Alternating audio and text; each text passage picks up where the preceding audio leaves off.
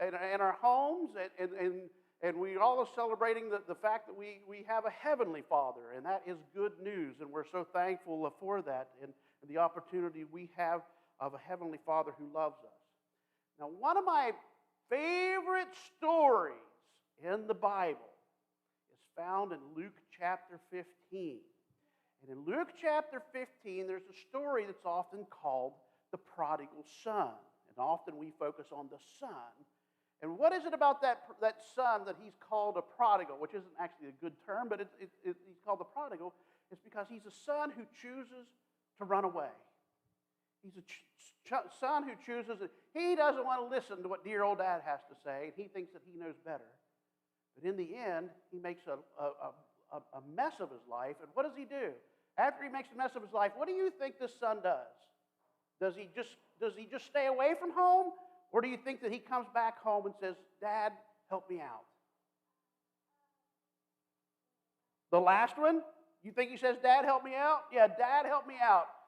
And he says, Father, I have sinned. I'm not worthy even to be called your son. Make me as one of your slaves. And Dad does more than that. He doesn't make him one slave. He redeems him as a son. He gives him a robe and puts it around him, puts shoes on his feet, puts a ring on his finger, does everything that lets him know that he's still his son. But then there's another son that he has, the second son. He's the older one. He's the one who's always stayed faithful, who's always been there. And he gets a little bit jealous of his brother having run out and come home and his father still loving him. And that's what I wanted to focus on that very last statement I said is the Father still loves him. I wanted to share with you this morning that you have a Father who always loves you no matter what. We call him God. He is the one who has created us and made us. And we are so thankful that we have a God that we can call Father, a name that's supposed to mean somebody who's close to us, that we could say, Daddy, help me. Daddy, thank you for loving me.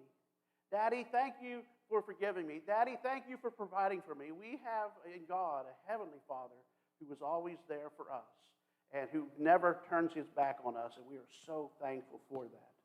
And I just wanted to encourage you this morning that even as we celebrate Fathers this day,